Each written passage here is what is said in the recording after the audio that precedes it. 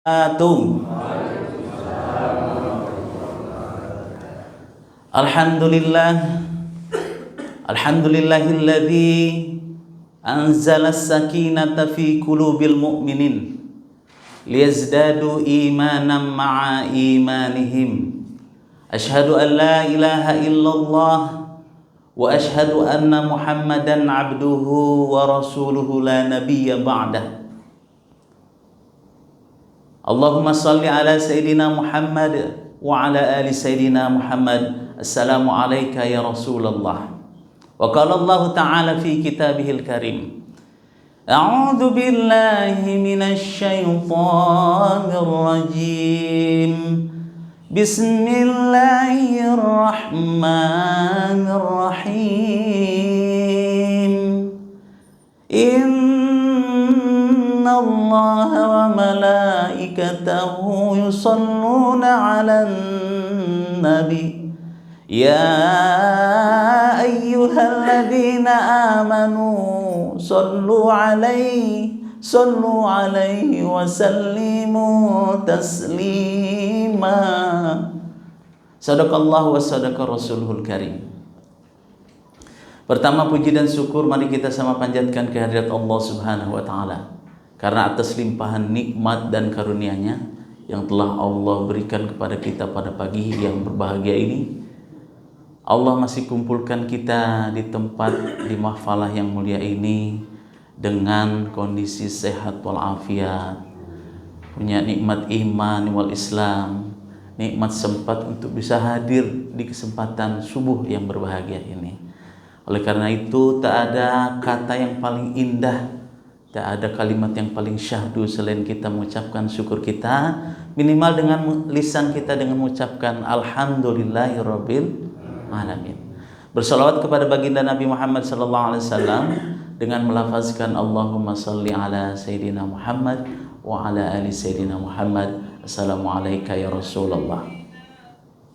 Ayahanda dan ibunda kami yang dimuliakan Allah Subhanahu wa taala. Apa kabar Bapak Ibu? Sehat? Alhamdulillah. Ngantuk Bu? Sama. Tidur aja kita Bu. Yang kami hormati orang tua kami, Abuya Dr. Andes Haji Tarmizi Muhammad yang sudah hadir di kesempatan pagi hari ini.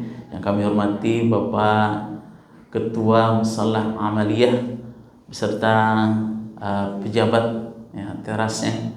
Kemudian Bapak Ketua Ramadan, Panitia Ramadan serta seluruh panitia, dan kemudian ayahanda, orang tua kami, ibunda kami, orang tua kami yang berkesempatan hadir di kesempatan pagi hari ini.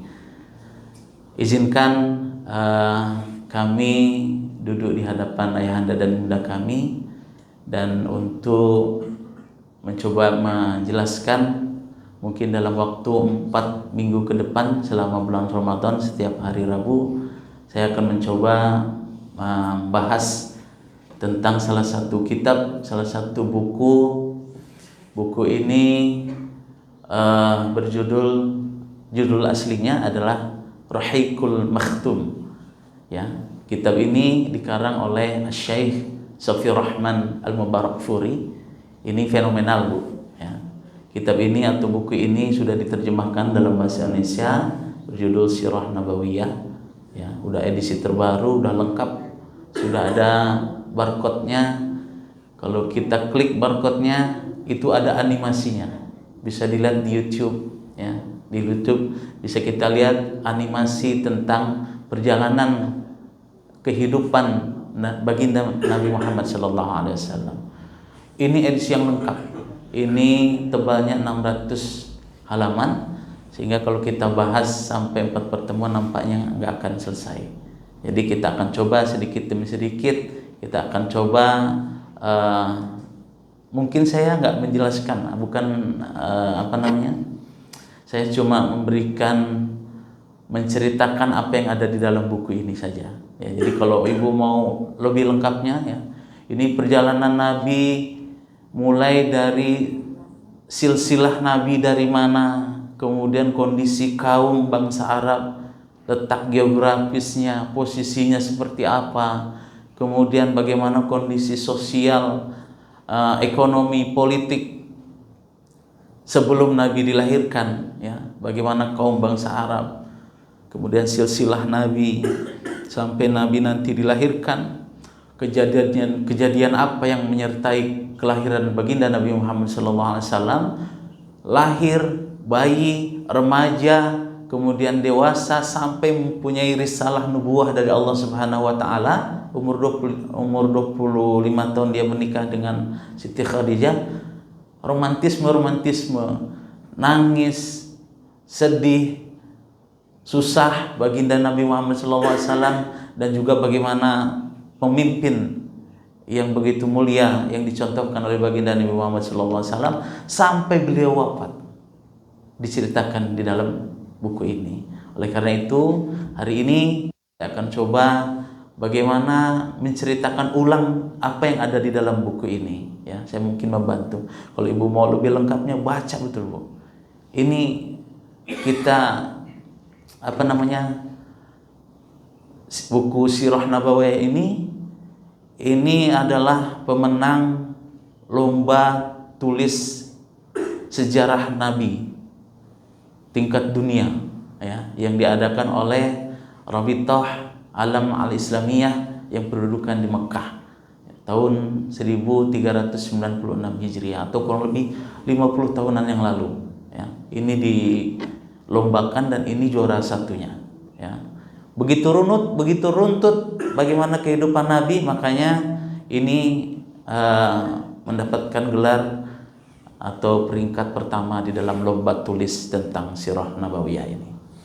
Ayahanda dan ibunda kami yang dimuliakan oleh Allah Subhanahu wa taala. Yang menjadi pertanyaannya adalah, untuk apa sih kita tahu tentang kehidupan baginda Nabi? Kenapa kita mesti, apa pentingnya sih kita tahu tentang bagaimana Nabi Muhammad SAW? Ayahanda dan ibunda kami yang dimuliakan Allah Subhanahu wa taala, setidaknya ada 3 faktor, ya, ada 3 faktor kenapa kita harus menggali, harus mengetahui, harus tahu bagaimana kehidupan Nabi Muhammad SAW, berasal dari mana baginda Nabi Muhammad SAW. Karena ada pepatah mengatakan, tak kenal maka tak sayang maka tak cinta maka tak terkenang-kenang, tak terbayang-bayang di dalam hati. Coba bayangkan ibu, ketika mungkin waktu ibu dan bapak masih muda dan ketemu, pas ada benih-benih cinta dan sayang itu, ya. Ketika pas pertama bertemu ibu waktu bapak masih muda, apa yang dirasakan, Pak? Berbunga-bunga hati itu, pengen tahu siapa ya anaknya, anak gadis kayak cantik nih. Terkenang-kenang lah dulu. Pasti kita pengen tahu siapa namanya, di mana tinggalnya, dengan siapa dia tinggal, apa hobinya, apa kesukaannya. Kita pasti menggali, ya, mencari informasi bagaimana terkenang-kenang ketika kita baru bertemu, ya. Bapak bertemu dengan ibu, ya. Kalau dulu mungkin belum ada, kalau sekarang enak, ya, suka kita kan ada video call, ada kita kirim foto, kirim video gampang. Tapi dulu belum ada itu semua. Pasti bapak waktu ketemu Pak dengan ibu itu masih kartu lebaran sudah ada, Bu, zaman ibu. Kartu lebaran, ya, yang kertasnya berwarna pink, kalau kita cium wanginya minta ampun, ya. Sebelum kita menuliskan untuk adinda tersayang, baru nulis adinda untuk adinda tersayang, itu udah berbunga-bunga hati kita, ya. Udah senyum-senyum sendiri sebelum menuliskan panjang, belum lagi menuliskan panjang, udah berbunga-bunga hati ini, ya Allah. Nah, itulah yang dirasakan orang yang jatuh cinta, orang yang suka, orang yang sayang. Ada pujangga menyatakan, dari mana datangnya lintah, dari sawah turun ke kali. Dari mana datangnya cinta? Dari mata turun ke hati. Di hati mentoknya, Bu. Ya. Di hati mentoknya. Ketika kita cinta, terbayang-bayang, kita cari informasi, kita sedetil-detilnya, selalu terbayang. Pun demikian, ketika kita nanti akan menggali bagaimana kehidupan Nabi Muhammad SAW, mudah-mudahan rasa cinta, rasa sayang itu datang ke dalam hati kita. Mudah-mudahan datang ke dalam hati kita. Nanti apa yang kita inginkan, ya, apa yang kita inginkan, 3 faktor ini nanti mudah-mudahan datang dan menghampiri kita. Amin ya Allah ya Rabbal Alamin. Ada 3 faktor. Kenapa kita mesti tahu perjalanan Nabi Muhammad sallallahu alaihi wasallam? Yang pertama, Nabi Muhammad sallallahu alaihi wasallam satu-satunya manusia yang paling mulia yang pernah diturunkan Allah ke alam bumi ini, ke alam dunia ini. Ya. Allah mengagungkan Nabi Muhammad. Allah begitu hormat kepada baginda Nabi Muhammad sallallahu alaihi wasallam. Apa buktinya? Di dalam Al-Qur'an surat Al-Ahzab yang tadi disampaikan. A'udzubillahi minasyaitonir rajim. Innallaha wa malaikatahu yusholluna 'alan nabi. Innallaha, sesungguhnya Allah dan para malaikat bersolawat kepada baginda Nabi Muhammad sallallahu alaihi wasallam. Allah yang menciptakan alam dunia ini, Allah yang menciptakan seluruh isi di dalam bumi ini, alam semesta ini, Allah yang menciptakan kita makhluknya, begitu hormat, memberikan penghormatan kepada baginda Nabi. Malaikat juga disuruh Allah untuk bersalawat kepada baginda Nabi Muhammad sallallahu alaihi wasallam. Allah saja memberikan penghormatan begitu agung kepada baginda Nabi Muhammad sallallahu alaihi wasallam. Lantas kita, buahku ini buah pala, kita ini apalah? Allah aja yang maha besar, Allah yang maha pencipta seluruh alam bumi ini menghormati, memberikan penghormatan kepada baginda Nabi Muhammad sallallahu alaihi wasallam. Makanya aneh zaman sekarang, ada orang, ya, ketika ada ulama-ulama membuat syair-syair pujian tentang baginda Nabi Muhammad sallallahu alaihi wasallam, pujian tentang bagaimana kehidupan Nabi Muhammad sallallahu alaihi wasallam, ya, dalam bentuk sholawat, dalam bentuk ratib, ya, para habaib membuat itu. Disebutnya jangan terlalu berlebihan, jangan terlalu hulu. Demi Allah, Pak, Ibu, tak ada yang berlebihan untuk baginda Nabi Muhammad SAW ketika kita memuji baginda Nabi.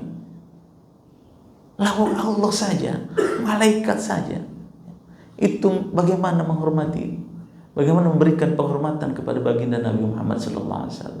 Lantas kita dengan syair-syair, ya, dengan syair-syair pujian kepada baginda Nabi disebut berlebihan, masya Allah, subhanallah. Ya, ini ada yang aneh. Tak ada apa-apanya kita memuji baginda Nabi Muhammad SAW. Apa buktinya lagi baginda Nabi Muhammad SAW begitu dihormati, begitu diberikan penghormatan yang agung di depan Allah Subhanahu wa taala. Selain menjadi kekasih Allah, tengok hadis yang sering kita dengar bulan Ramadan ini, bu'dan. Ini doanya malaikat Jibril, ya. Ini termasuk hadis qudsi, ya. Hadis sebenarnya firman Allah, cuma tidak dibukukan dalam bentuk hadis. Ini yang disampaikan Allah kepada malaikat Jibril. Malaikat Jibril menyampaikan kepada baginda Nabi ketika akan menaiki tangga, ketika akan berkhutbah menaiki tangga. Tangga pertama, amin. Tangga kedua, amin. Tangga ketiga, amin, kata Allah, kata Rasulullah. Lantas sahabat Nabi bertanya, kenapa ya Rasulullah? Sebelum kau khutbah tadi kau bilang amin, amin, amin. Salah satunya ternyata ada doa dari malaikat Jibril kepada baginda Nabi, wa man dzukirta indahu falam yusalli alaihi. Bu'dan, kata malaikat Jibril, bu'dan itu artinya celaka, dilaknat Allah. Bu'dan itu berasal dari kata ba'id. Ba'id itu artinya jauh, jauh dari rahmat Allah, jauh dari karunia Allah. Untuk siapa? Faman dzukirta, barang siapa yang disebutkan nama Muhammad, lantas tidak berselawat kepada baginda Nabi Muhammad sallallahu alaihi wasallam. Allahumma shalli ala sayyidina Muhammad wa ala ali sayyidina Muhammad. Dilaknat orang yang dengar kata Muhammad terus kita nggak bersolawat. Itu apa? Bukan penghormatan yang besar kepada salah satu nama. Kita aja Pak, disebut nama kita, udah bangganya disebut sama ketua panitia Ramadan sana. Sebutkan Fulan bin Fulan menyumbang 2 juta rupiah. Woi, disebut namanya. Kalau nggak disebut marah.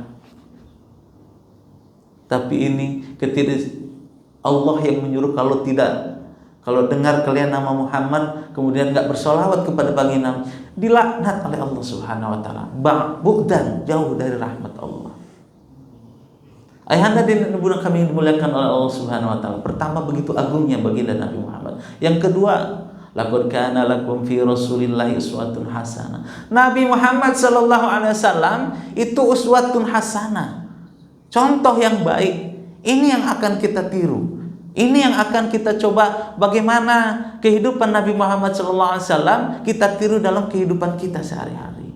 Laqad ja'akum, ada sungguh kata Allah, aku telah datangkan kepadamu rasul min anfusikum, dari golonganmu, dari golongan kita manusia. Rasulullah dari golongan kita yang sama dengan kita. Coba bayangkan kalau contohnya rasulnya, contohnya malaikat, dari malaikat. Tak bisa Bu, tak bisa kita bisa mencontoh kalau malaikat rasulnya.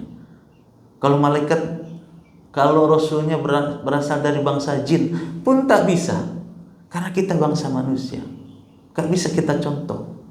Tapi Rasulullah sallallahu alaihi wasallam, dia sebagai suami, dia sebagai ayah, dia sebagai kakek, dia sebagai pemimpin negara, ya, itu bisa kita contoh kehidupannya. Ayahanda dan ibunda kami yang dimuliakan Allah Subhanahu wa taala. Yang terakhir, kenapa kita mesti tahu tentang perjalanan baginda Nabi? Kita butuh syafaatnya Bu, ya. Di yaumil akhir nanti, ketika kita dikumpulkan di padang mahsyar, huru-hara terjadi. Bagaimana itu seluruh manusia, ya, mulai dari Nabi Adam sampai dengan hari orang yang mati terakhir ketika hari kiamat, itu dikumpulkan di padang mahsyar, ya, dengan matahari cuma sejengkal di atas kepala kita, panasnya minta ampun, huru-hara tak terkendali. Kita tak tahu kita harus bernaung kepada siapa. Banyak kita dengar minta kepada Nabi Adam tak sanggup. Terakhir kepada baginda Nabi Muhammad sallallahu alaihi wasallam, kita minta syafaat baginda Nabi Muhammad sallallahu alaihi wasallam. Tak perlu pun kita meminta, datang baginda Nabi Muhammad sallallahu alaihi wasallam, turun dia dari surga untuk melihat umatnya ketika itu. Kalau kita banyak kenal dengan baginda Nabi Muhammad, sering bersolawat kepada Nabi Muhammad sallallahu alaihi wasallam, mudah-mudahan nanti syafaatnya bisa kita dapatkan di yaumil akhir. Amin ya Allah ya rabbal alamin. Kita bersolawat Bu sedikit. Sallallahu ala Muhammad, sallallahu alaihi wasallam, sallallahu ala Muhammad, sallallahu alaihi wasallam. Enak, sampai ke lubuk hati kita. Ibu sambil nyambel, sambil bikin goreng-goreng, ya, bersalawat kepada baginda Nabi Muhammad sallallahu alaihi wasallam. Ayahanda dan ibunda kami yang dimuliakan Allah Subhanahu wa taala, kita mulai perjalanan baginda Nabi Muhammad sallallahu alaihi wasallam dengan kita mengetahui apa itu Arab, gimana geografinya, di mana letak Arab, apa berasal dari manalah kira-kira baginda Nabi Muhammad sallallahu alaihi wasallam. Ini permulaan. Kita lihat letak dan posisi Jazirah Arab.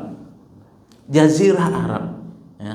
Arab itu sendiri diartikan, ya, sebagai artinya gurun, gersang, tak ada tanaman, tak ada air, itu artinya Arab. Jadi kalau sekarang ada Arab yang hijau, banyak tanaman tumbuhan, banyak gedung-gedung tinggi, ya, gedung-gedung pencakar langit, sebenarnya itu tanda-tanda apa, Bu? Itulah yang disebutkan baginda Nabi Muhammad SAW bahwa nanti di akhir zaman yang dulu gurun, yang dulu cuma hamparan gurun yang panas, gersang, tapi nanti di akhir zaman Arab itu akan hijau, akan berlomba-lomba untuk mendirikan bangunan yang paling tinggi di dunia. Terbukti sekarang, ya, terbukti sekarang. Berarti kita memang berada di akhir zaman, ya. Arab itu artinya gurun.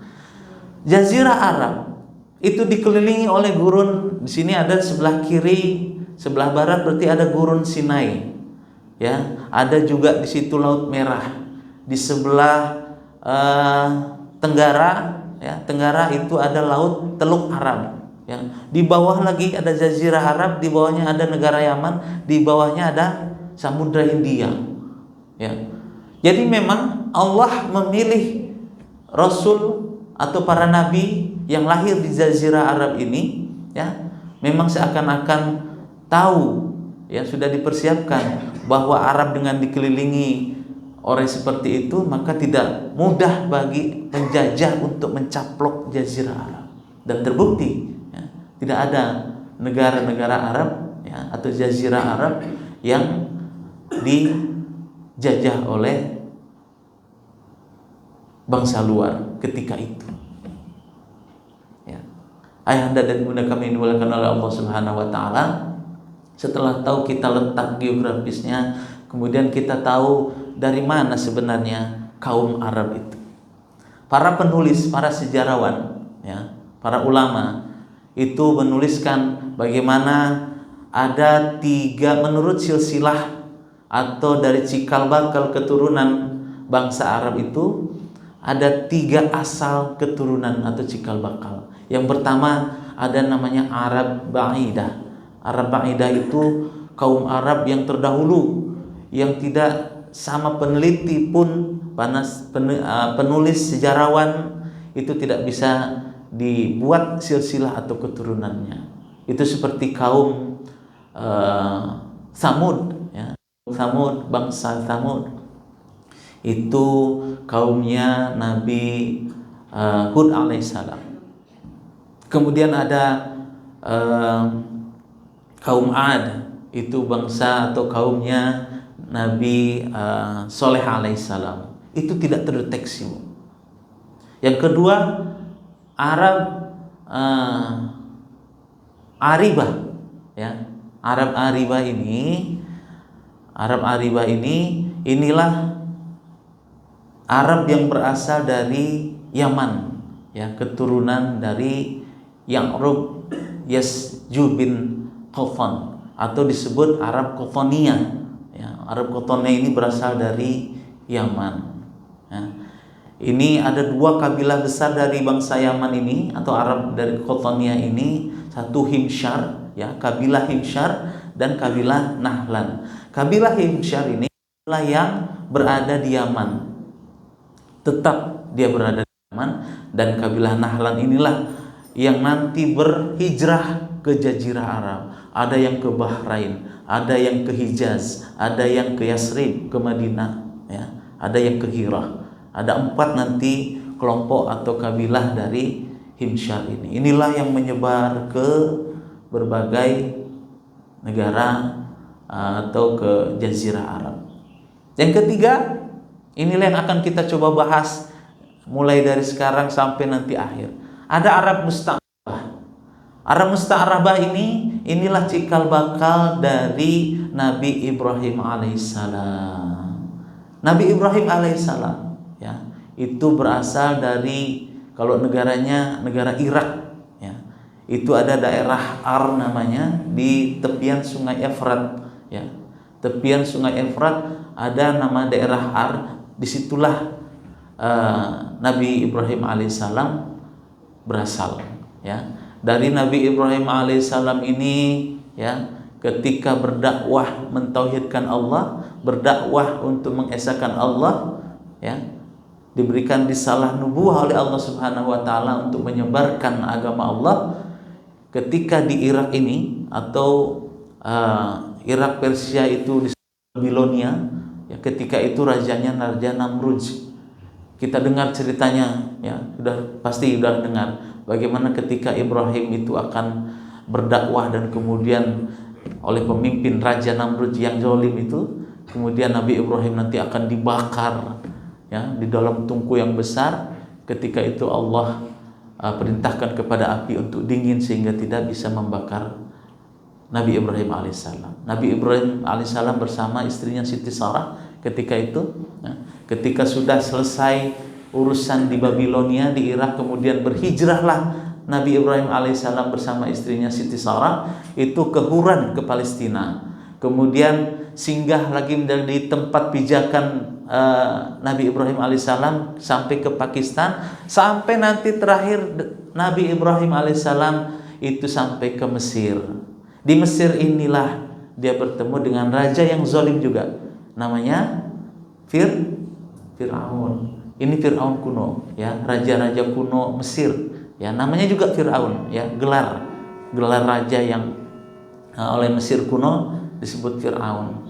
Ini beda Fir'aun yang dijelaskan dengan ketika Nabi Musa nanti, ya. Nabi Musa itu Ramses II atau Raja Fir'aun. Raja Fir'aun ketika Ibrahim ini namanya adalah Amr bin Amr al-Qais. Itu nama rajanya, ya. Diberi gelar Fir'aun. Raja Fir'aun ini sama bejatnya, sama zalimnya dengan Raja Namrud. Ketika Nabi Ibrahim alaihissalam menyebarkan risalah-risalah kenabiannya, diperintahkan Allah untuk beribadah kepada Allah Subhanahu wa taala melalui perantara dari Nabi Ibrahim alaihissalam, maka raja zalim ini mengadakan tipu muslihat, ya, membuat makar kepada Nabi Ibrahim alaihissalam. Ciri-cirinya, ini ciri si Fir'aun ini, laknatullah alaih. Ciri-ciri si Fir'aun ini, ya, dalam kitab ini, dalam buku ini disampaikan Fir'aun ini mata keranjang, ya. Fir'aun ini tak boleh melihat perempuan yang cantik. Siti Sarah itu perempuan paling cantik, perempuan cantik. Jadi kalau ada perempuan cantik di perbatasan negaranya itu diambil, disuruh pengawalnya ambil untuk menjadi budaknya, ya. Jadi kalau ada perempuan cantik, matanya jelalatan, Bang. Nengok perempuan cantik. Jadi kalau sekarang ada bapak-bapak nengok perempuan cantik, tak tahan dia, kasih gelar Fir'aun, Pak. Kasih gelar Fir'aun, ya. Matanya tak sanggup melihat wanita-wanita cantik, ya. Tak boleh lihat bening sedikit, mata tuh, ya, Masya Allah. Jadi kalau ada sekarang, ya, itu kalau Ustadz Abdul Somad memberikan gelar senior kepada orang seperti itu. Tahu Pak, senior, senang bini orang. Senior, senang bini orang. Jadi kalau ada orang seperti itu, kita kasih gelar Fir'aun. Pun demikian ketika Siti Sarah ada di hadapan Fir'aun ini, ya. Siti Sarah begitu cantik, datanglah Fir'aun, digodanya. Belum sampai dekat dengan Siti Sarah, ini hebatnya Siti Sarah, belum sampai menggoda Siti Sarah, Allah berikan satu penyakit, lumpuh, kaku, sendinya tak bisa bergerak ketika akan mendekati Siti Sarah. Begitu hebatnya Siti Sarah ketika itu, ya. Allah yang jaga, Allah yang lindungi Siti Sarah. Mungkin ini jarang kita dengar. Sekali, 2 kali, 3 kali akhirnya Fir'aun ini menyerah. Kenapa Siti Sarah? Apa kehebatannya? Kenapa dia dilindungi Tuhannya? Siti Sarah istri yang salihah, dia menjaga martabat suaminya, dia menjaga semuanya untuk Nabi Ibrahim alaihissalam. Allah lindungi Siti Sarah. Akhirnya menyerahlah si Fir'aun ini kepada Siti Sarah, dikasihlah hadiah. Apa hadiahnya, Bu? Dikasih hadiahnya, ini menurut Al-Alamah Al-Qadli Muhammad Mansur Furi. Ini seorang penulis besar sejarah, ya, sejarah Islam. Ini dikasih hadiah namanya Siti Hajar. Menurut penulis besar ini mentahqiq, Siti Hajar itu bukan budak yang dimerdekakan oleh Fir'aun, tapi anaknya Fir'aun sendiri. Ini yang kita coba gali dari kitab ini, ya. Siti Hajar ini diberikan kepada Ibrahim alaihissalam untuk diperistri oleh Ibrahim alaihissalam, menghormati Siti Sarah yang begitu dilindungi oleh Allah Subhanahu wa taala. Akhirnya ketika itu, karena Siti Sarah dan Ibrahim itu umurnya sudah tua, sekitar 90 tahun, ya, belum punya anak.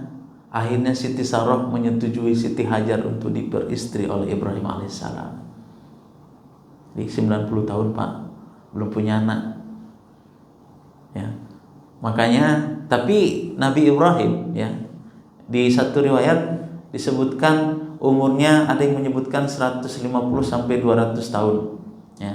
Ada yang menyebutkan, ini yang lebih presisi di sini disebutkan umur Nabi Ibrahim itu 175 tahun, ya. Jadi kalau 90 tahun mungkin setengahnya lebih. Kalau kita bandingkan dengan umur Nabi Muhammad, ya, umat Muhammad sallallahu alaihi wasallam, kalau sekarang 60 atau 70 lah, setengahnya itu 35 tahun. Mungkin kalau kita hitung kalau kita bandingkan apple to apple-nya, itu mungkin umurnya sekarang Nabi Ibrahim itu sekitar 50 tahunan nih. Masih cukup tua juga. Belum punya anak. Maka Siti Sarah menyetujui Siti Hajar untuk dinikahi oleh Ibrahim alaihissalam. Maka menikahlah Siti Hajar dengan Ibrahim. Tak lama kemudian langsung punya anak. Siapa namanya? Ismail alaihissalam. Nabi Ismail alaihissalam. Lahirlah Ismail dengan ibunya Siti Hajar ini nama perempuan, Ibu. Walaupun setuju, ya, ya, Siti Hajar ini dinikahkan dengan suaminya, jauh di lubuk hatinya Siti Sarah melihat ada rasa cemburu kepada Siti Hajar. Oleh karena itu kata Siti Sarah, wahai suamiku, pindahkanlah Siti Hajar ini dan anaknya ke satu lembah. Oleh karena itu menyetujui Nabi Ibrahim ini, dibawalah Siti Hajar dan anaknya yang masih bayi, dibawa ke satu lembah gurun pasir, ya, ditinggalkan di situ. Kembali lagi dia ke Palestina Ibrahim selama 3 hari, bekalnya habis Siti Hajar dan anaknya. Bagaimana Siti Hajar ketika itu? Pulang pergi cari makan, cari minum, ya, cari ada buah kurma kah, ada minum kah. 7 kali bolak-balik dari Safa dan Marwah. Itulah yang menjadi syariat ketika kita haji dan umroh. Ceritanya di situ. Ketika sudah 7 kali bolak-balik dari Bukit Safa dan Marwah, itulah yang kita sebut sekarang sa'i, ya. Haji kita, umroh kita, kalau kita ke Mekah pasti ketemu dengan Bukit Safa dan Marwah. Itulah ceritanya. Singkat cerita, Nabi Ismail ini sudah semakin tumbuh dewasa, semakin besar. Umur 13 tahun datanglah perintah Allah Subhanahu wa taala di dalam Al-Qur'an surat As-Saffat ayat 103 sampai 107. Nabi Ibrahim diberikan ilham, Nabi Ibrahim diberikan clue atau petunjuk wahyu melalui mimpinya. 3 kali berturut-turut bermimpi untuk menyembelih Ismail anaknya. Bayangkan ayahanda dan bunda, sudah tua tak punya anak, sekalinya punya anak disuruh disembelih. Masya Allah. Tapi karena perintah Allah, disampaikanlah Ibrahim kepada anaknya, wahai anakku Ismail, Aku diperintahkan Allah untuk menyembelihmu. Ya. Apa kata Ismail? Inilah kesolehan Nabi Ismail. Dia percaya kepada ayahnya Ibrahim alaihissalam. Ya ayahku, kalau itu memang perintah Allah, sembelihlah. Laksanakan perintah Allah Subhanahu wa taala. Masya Allah. Bayangkan Pak, kalau kita punya anak, dikasih mimpi lah sekarang. Dikasih mimpi, wahai Herman, sembelihlah anakmu kan, 3 hari berturut-turut. Berani kita sembelih Pak anak kita? Tak berani. Karena apa? Karena banyak dosa kita. Masih banyak dosa kita. Mana mungkin itu perintah Allah? Itu pasti setan juga. Ya. Tapi Nabi Ibrahim alaihissalam dengan kesolehan beliau, dia ketika anaknya sudah di depan pelipis matanya akan disembelih, maka Allah berseru, ya Ibrahim, ini ujian untukmu, kau telah lulus ujian. Ketika akan disembelih, maka digantikan dengan kibas yang besar. Maka selamatlah Nabi Ismail alaihissalam, tidak jadi disembelih. Kemudian setelah umur 13 tahun Nabi Ismail alaihissalam, ternyata Siti Sarah dan Ibrahim, Siti Sarah hamil dan melahirkan. Nama anaknya Ishak alaihissalam. Nabi Ishak dari keturunan Siti Sarah. Nabi Ishak menikah, mempunyai anak namanya Yakub. Nabi juga Nabi Yakub alaihissalam. Nabi Yakub menikah, punya anak dari 4 istri, itu ada 12 anak. Inilah yang jadi 12 suku, 12 kabilah dari Bani Israel. 12 orang ini menjadi kabilah-kabilah, menjadi suku-suku Bani Israel. Yang pertama dari istri namanya Lea. Dia punya 6 anak laki-laki dan 1 perempuan. Satu namanya Ruben. Nah, Ruben itu nama anak dari Yakub. Simeon atau Simon. Kemudian Lewi, Isakhar, Yehuza, ya, Nebulon. Nah, perempuan namanya Dina. Ya. Yehuza inilah nanti beranak pinak, ya. Itulah cikal bakal dari Yahudi, ya, dari Yahudi, bangsa Yahudi. Kemudian dari Yehuza inilah nanti beranak sampai ke keturunan Nabi Musa alaihissalam. Dari Yehuza inilah nanti ada keturunan-keturunan sampai di bawah, sampai Nabi Isa alaihissalam. Ya, jadi Nabi Yakub, makanya disebut Nabi Ibrahim ini Abul Anbiya, bapaknya daripada Nabi. Banyak Nabi yang di bawahnya Pak. Nabi Daud, Nabi Sulaiman, itu berasal dari Yakub alaihissalam. Ayahanda dan ibunda kami yang dimuliakan oleh Allah Subhanahu wa taala. Kemudian apa selanjutnya yang akan kita bahas nanti adalah keturunan dari Nabi Ismail. Nabi Ismail nanti beranak pinak sampai 40 keturunan. Jumpalah namanya Adnan alaihissalam. Dari Adnan itulah nanti sampai 20 keturunan, berjumpalah dengan kakek yang pertama, kakek Nabi Muhammad SAW, Abdul Muthalib. Dari Abdul Muthalib itulah muncul anaknya Abdullah. Abdullah melahirkan anak namanya Muhammad sallallahu alaihi wasallam. Nanti kita akan bahas di bagian-bagian selanjutnya secara detail siapa itu Nabi Muhammad sallallahu alaihi wasallam. Dari mana silsilah keturunannya? Nabi Muhammad punya ayah namanya Abdullah. Abdullah ini punya saudara 10 orang laki-laki, 6 orang perempuan. 10 orang laki-laki ini, satu Al-Harith yang pertama, yang kedua Az-Zubair, yang ketiga ada Abu Thalib, kemudian Abdullah, kemudian ada Abu Lahab. Abu Lahab itu anaknya, apa namanya? Anaknya Abdul Muthalib. Kemudian ada Hamzah, kemudian ada Muqawwim, Ghaidah, Safar dan Al-Abbas, 10 orang. Nanti Abdullah punya ayah namanya Abdul Muthalib. Abdul Muthalib ini 4 bersaudara, 5 perempuan. Abdul Muthalib punya ayah namanya Hashim. Ya. Hashim ini gelar, ya. kalau namanya adalah Amru. Hashim ini gelar karena Bani Hashim, nanti kita cerita. Bani Hashim ini ya, Hashim ini adalah gelar untuk karena punya tugas untuk memberikan makan dan minum untuk orang yang haji di Ka'bah. Dia suka meremukkan roti. Yang suka meremukkan roti itulah namanya Hashim. Makanya disebut Hashim. Namanya Amru. Ya, itulah dari nanti disebut Bani Hashim. Nabi Muhammad itu termasuk Bani Hashim. Hashim ini punya saudara, satu namanya Abdi Syams, yang kedua Naufal, yang ketiga Al-Muttalib, baru Hashim. Nanti Naufal inilah nanti ketika nanti kita berjumpa dengan cerita Nabi Muhammad itu masih ada pamannya Abdul Muttalib yang mau merebut kekuasaan, berbagi kekuasaan di Mekah. Itu nanti Naufal inilah dari saudara dari Hashim. Hashim itu punya ayah namanya Abdi Manaf.